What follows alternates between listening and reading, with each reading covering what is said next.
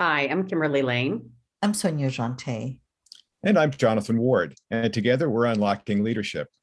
We're three experienced executive coaches with very different disciplines. In every episode, we take a question from a real client and provide key insights to address their challenge from our three different perspectives.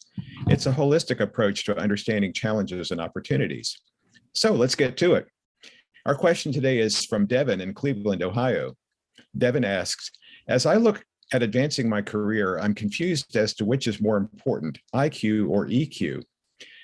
Kimberly, I'm going to ask you in just a second, but for those of you who don't know what EQ is, that's what we would call emotional intelligence, as opposed to IQ, which is your overall intellectual intelligence. So, Kimberly, tell us, which do you think is more important in someone's advancing their career? Thanks, Jonathan. Yeah, Devin, a great question, especially in today's world. So let me just say, in a quick answer to your question, IQ obviously is intelligence, and then EQ is really the emotional social skills that we need to develop in order to maintain relationships. They're really critical at work and for success, especially now because of working in these virtual environments. We are managing so much uncertainty, so much change, so much risk. Being able to be empathetic and aware of other people's emotions is part of EQ knowledge. Being really self-aware of your own feelings and how you're feeling, and being able either to have impulse control they talk about, or manage your stress and to manage your emotions in the stress. And so, because the world is so much more complicated, especially at work, I would vote to say that EQ is a much stronger skill required in today's work versus IQ. The other piece I will also add to is that you are kind of born with your IQ. It does not change, versus you can actually improve your EQ score. So, by working with coaches, by reading, there's many books out there today, like EQ 2.0, that are very valuable in actually building up your EQ. So from initial start of conversation for our talk today, I would definitely say EQ is much more important and worth spending time on developing your own skills. Jonathan or Sonia? Well, I guess I agree with Kimberly that you cannot overemphasize the importance of EQ and being able, and this is a field that has been around now for 42 years. And so when you look at it, there is many different organizations that have put together some foundational materials so that you can actually walk yourself through it. But I'm going to just focus on two of them, and one of them has to do with self-awareness, and the other one has to do with self-management. And so one of the things that I find interesting is becoming self-aware uh,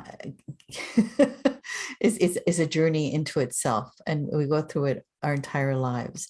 But probably one of the things that I would encourage you to do is to, if you will, have somebody that you trust observe you interacting with others and see if that might be able to pick up a few things that might be some tips that you might start looking at. You'll become aware of them over time. In my case, I have a sister that's very close to me that used to remind me that I interrupted people all the time and that I was not a good listener. And I would ask for examples, and she would point out to me, it was like we both had gone to the same movie, and she'd tell me what I saw, what she saw, and I told her what I saw. And it was fascinating about the fact that just amping up my ability to listen to others before interjecting myself created a whole different perspective on self-awareness. In terms of self-management, Kimberly alluded to this, and that's your ability to manage your emotions or manage your response to difficult and challenging circumstances, which normally we immediately feel.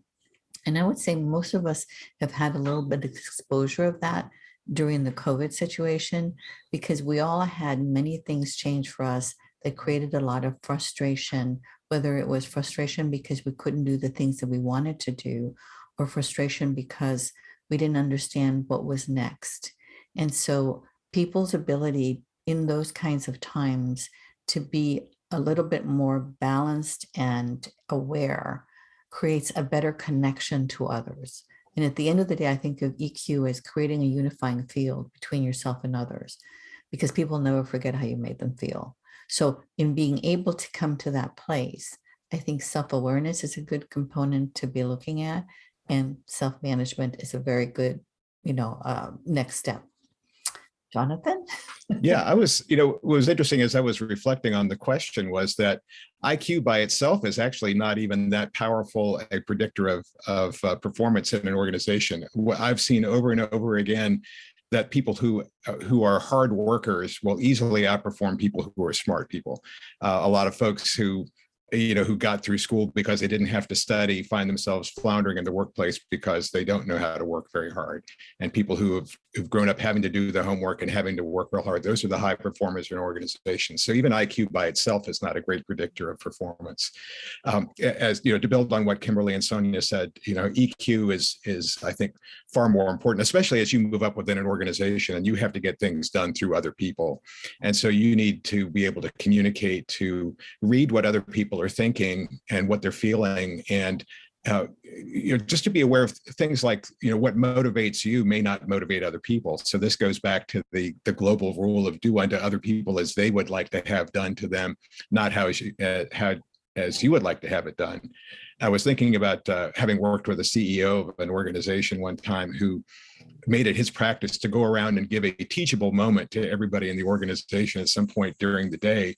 And what he had done by actually coming around and telling people how to do their job every day was he completely demotivated and disempowered his workforce. He thought he was helping them all out. And in fact, they all said, I wish he would just let me make a decision every once in a while. But so everybody basically knew they weren't going to make a decision because the CEO was going to come by and do it for them. He never stopped to ask them what they wanted from him. And so, it was hard for him to hear that feedback, but eventually he realized that he really kind of needed to play to what other people needed from him, not what he thought was best for them. Yeah. And I think the thing too, kind of going back to, you could have somebody who's really maybe intelligent, maybe, highly technical scores, if you will, but yet doesn't really have the work ethic or have the ability to be able to interrelate and interrelate with other people. And at the end of the day, that's what really work life is. It's relating to other people, working with other people, managing other people, and how you make other people feel, as Sonia had mentioned, and that empathy is such a big component of that, right? And I recently got certified in the EQI assessment, which also does a 360 around that, kind of speaking to your point, Sonia, where you actually get rated by your peers, your subordinates, your managers and leaders, and anybody else you wish, really on some key factors around an EQ, which they have like actually 5 composites. One is self-perception, which includes your own self-regard, if you will, your self-actualization, your desire to improve and continue to strive, your emotional self-awareness we've been talking about. The second composite would be self-expression, which is so important. When you're working with others, if you're not aware of your own emotions and emotional expression, it tends to not, or vulnerability, which we so often talk about as a EQ skill, that affects relationship. The second part of that is assertiveness. Do we assert our feelings and how we're feeling? That will actually determine whether people in your group understand you. And then they also talk about independence, but there's actually 5 categories that get kind of really deep on some key components of stress tolerance, or impulse control. And I guess the point I'm trying to make is it's such a key driver of your happiness personally, in addition to how other people feel in the work environment, as to whether you value them, understand them, and EQ is so much a part of that. So I would really encourage you, Devin, to look into some tools. Like I mentioned, there is an EQI assessment that would actually dive into those 5 composite categories for you, but also importantly, like Sonia had talked about, getting feedback from other people. You could totally get feedback from your peers, your subordinates, if you have any, and your manager about what are you doing right, what do you have stand to improve on, and where there's some opportunities for growth. So I think it's a fascinating field. I just personally love this topic. So in today's world, we're just really needing a lot more of this ability to try and willingness to understand each other and be open to each other and to feel what other people are feeling, right or wrong. Yeah, I was sharing with Jonathan a little while ago that one of the things that I'm reading about is what the new workforce dynamic ecosystem looks like. And before, we primarily were interacting with people that we saw on a daily basis. They were employees of the company like ourselves. They shared probably the same culture in terms of the company culture. And so there was already some established baselines by which we could relate. But now there's a very large movement and to a component of potentially 50% or more where we're interacting with outside, partners or vendors. And so our ability to relate to others now carries even a bigger impact because again, affecting any one of those partners and damaging or affecting the relationship could have a direct consequence on your job and on the profitability of the organization. So that's something definitely to consider. And then the other thing I wanted to say is that when you look at career stallers in terms of when you're moving up, and you see this more like in a high tech kind of world and environment because their IQ is extremely important, right? You really need to be smart to be able to be figuring things out. Is the it's such an out of balance condition between the IQ and the EQ that if you just begin to start modulating it early on in your development, and again, whether that it involves either participating in certain kinds of networking or in certain kinds of organizations that talk about, different tools or skill sets, I think you will help yourself a lot. Devin, it'll help you a lot. Yeah, on that one point, Sonia, I'd like to add to that. Just because you might perceive somebody has a high IQ does not necessarily mean that they have a high EQ. So just be very aware of that. They're not linked necessarily. So yeah, I think it goes back. I would just go back and reinforce the importance of getting a coach. With technical fields, there's a right or a wrong answer usually, and with EQ, the feedback doesn't come from getting a perfect score on a test. It comes from how well you're getting things done through others. And that going back to the self-awareness and just being aware of where there are things that you're doing that are getting in your way, that you're a high performing individual. But if you just change this one practice, it might affect positively so much of how you get things done through other people. That being open to that kind of feedback from somebody else is really, really important.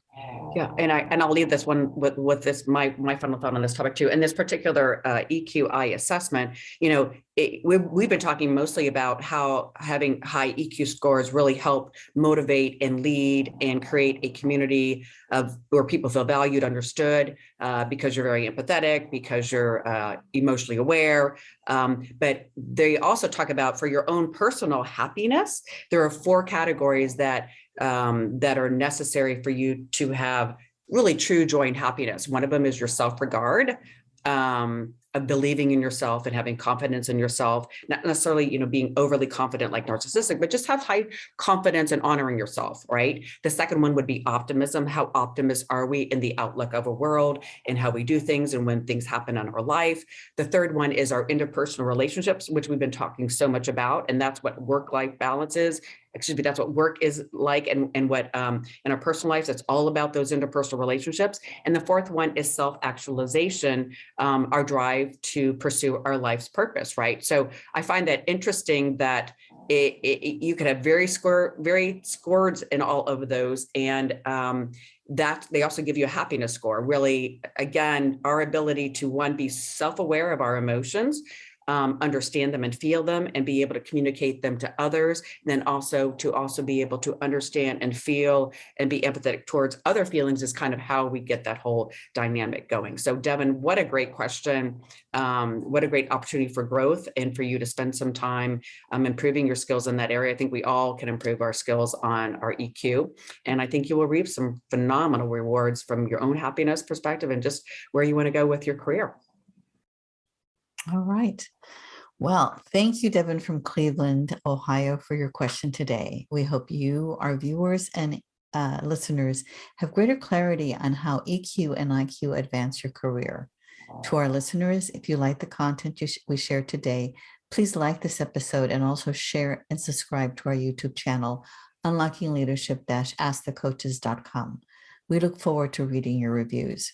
You can also find Unlocking Leadership-Ask the Coaches on Apple Podcasts or your favorite podcast platform.